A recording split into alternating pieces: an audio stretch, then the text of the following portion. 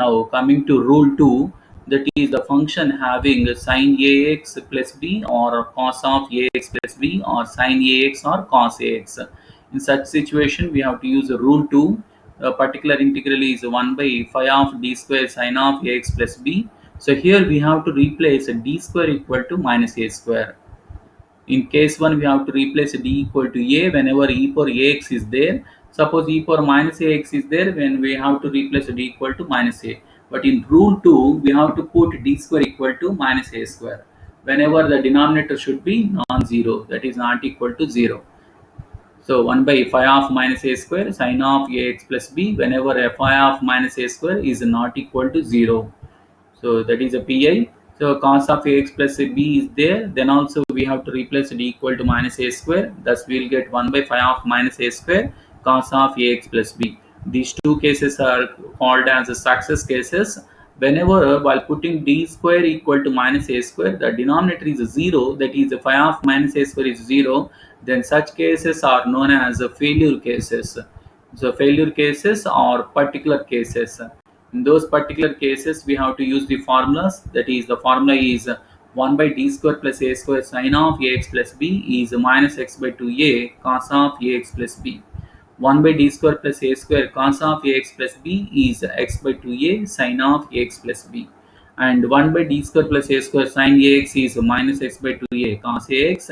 1 by d square plus a square cos ax is x by 2a sine ax.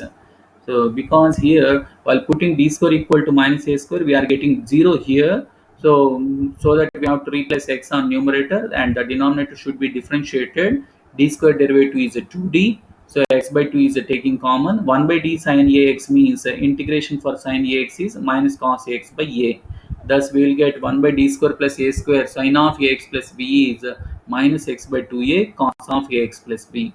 And 1 by d square plus a square cos of ax is x by 2a sin ax. To solve the second rule sums, just we have to remember these formulas, must and should. Don't forget, just we have to replace here d square equal to minus a square whenever the trigonometric expressions like sin ax or cos ax or sin of ax plus b or cos of ax plus b is there. And we have to remember these particular cases formulas, so that whenever the case is failed, so we can use these formulas. So don't forget those. 1 by d square plus a square sin ax is minus x by 2a cos ax, and 1 by d square plus a square cos ax is x by 2a sin ax. Now we have to solve this type of differential equation. It is a non-homogeneous differential equation, and whose homogeneous differential equation is taking right hand side as 0. Now we have to solve this homogeneous equation. For this we have to write the auxiliary equation. The two roots are imaginary roots which are compared with alpha plus or minus I beta. So alpha is 0 and beta is 2i. So alpha plus or minus beta I compared with alpha is 0, beta is 2. So that we write the complementary function as c1 cos beta x plus c2 sin beta x whole bracket into e power alpha x. But e power 0x value is 1. So we can neglect e power alpha x. Now just we have to write a complementary function, that is a cf, c1 cos 2x plus c2 sin 2x. Now the particular integral is pi is given by 1 by d square plus 4 cos 2x. Putting d square equal to minus 4, we are getting clearly 0, so that we have to use this formula. What is the formula here? 1 by d square plus a square cos ax is x by 2a sin ax. Just we have to compare with 1 by d square plus a square cos ax, but a is here 2, so that x into x by 2a, but a is 2, 2 into 2, 4, that is x by 4 sin 2x. We can write directly by using this formula, or we can differentiate. We can put numerator as x and then the denominator should be differentiated as early as we are discussed in first case like this. So numerator put x and the denominator should be differentiated. D square derivative is a 2d and 4 derivative is a 0 common, and 1 by d operator is nothing but inverse operator or integral operator. The operator d is called as a differential operator, and the operator 1 by d is called as integral operator. Now 1 by d of cos 2x means integration for cos 2x, that is sin 2x by 2. So thus the particular integral is obtained. Now complementary function and particular integral should be added to get the complete solution. So it is the complete solution or general solution. Now find the complete solution of the equation, that is a second order differential equation. Now writing the auxiliary equation, which is obtained just by replacing d equal to m, and finding the two roots. Here the two roots are real numbers and distinct numbers, that is minus 6, 1. Now finding the particular integral. So first of all we have to write the complementary function, which are the roots are real numbers and distinct, so that the CF or YC is written as C1 e power minus 6x plus C2 e power x. Now particular integral is yp is 1 by f of the right hand side function, that is sin 4x into sin x.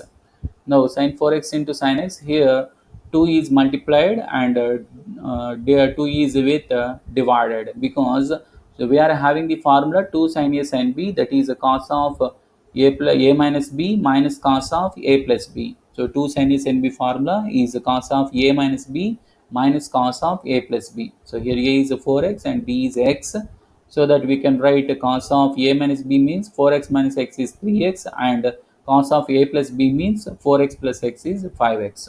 So we have to remember all the four formulas, that is 2 sin a cos b is a sin of a plus b plus a sin of a minus b. 2 cos a sin b sin of a plus b minus sin of a minus b. 2 cos a cos b cos of a plus b plus cos of a minus b. 2 sin a sin b cos of a minus b minus cos of a plus b. So here we are using the fourth formula and then splitting with 1 by f of d operator. So we are getting two particular integrals here. Let it be yp1 and yp2. So yp1 can be taken here.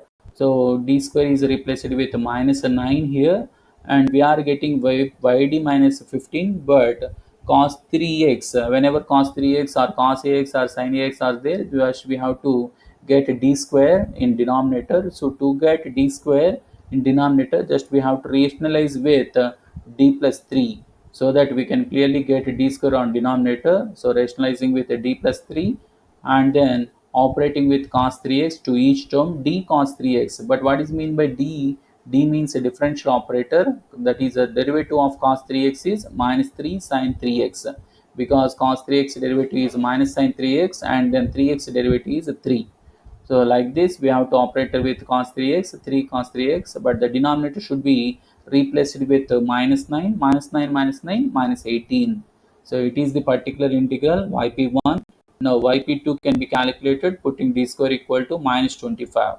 So we are getting 5d minus 31 here. Now rationalizing with 5d plus 31, so that we can get denominator as d square, that is a 25d square minus 31 whole square. So but d square is replaced with minus 25.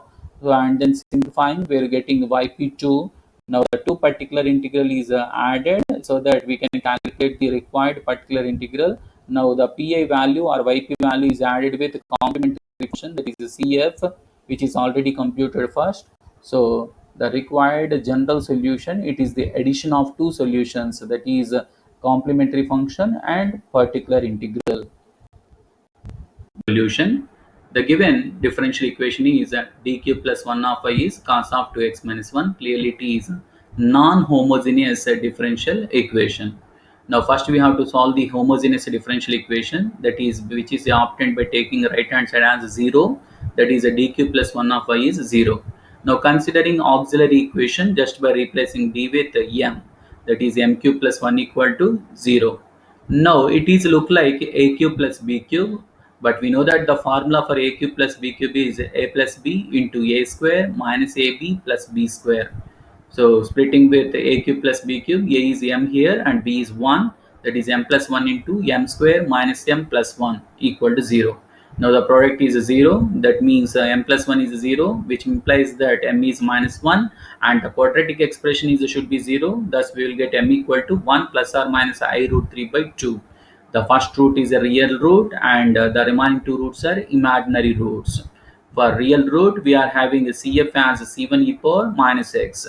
For imaginary roots, the imaginary roots are compared with alpha plus or minus I beta.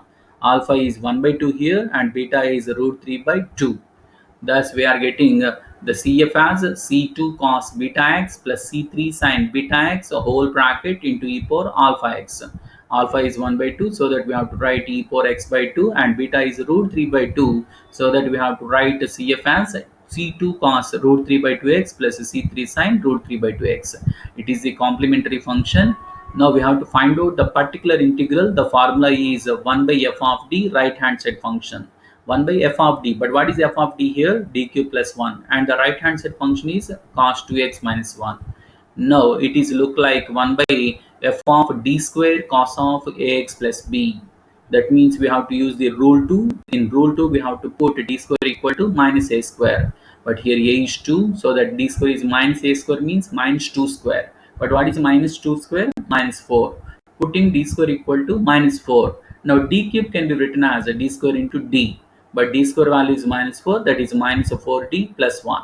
But we are having 1 minus 40 in denominator. To get d square in denominator, we have to rationalize with 1 plus 4d. That's we have to rationalize with 1 plus 4d. 1 minus 4d into 1 plus 4d is 1 minus 16d square, but we have to replace d square equal to minus 4. So putting d square equal to minus 4, minus 16 into minus 4 is plus 64. 64 plus 1 is 65, that is 1 by 65 is constant, just take it out. Cos of 2x plus 1 into 1 is cos of 2x minus 1. 4 into d of cos of 2x minus 1. But what is the meaning of d of cos of 2x minus 1? D means a differential operator. Now what is the derivative of cos of 2x minus 1? Minus sine of 2x minus 1 into 2. Already we have 4, so thus we will have minus 2 into 4 is minus 8. Thus we will get the particular integral, and the complementary function is there. Just we have to add these two solutions to get the complete solution. The complete solution is y equal to cf plus pi. Just adding the complementary function and the particular integral, which gives the required complete solution or general solution.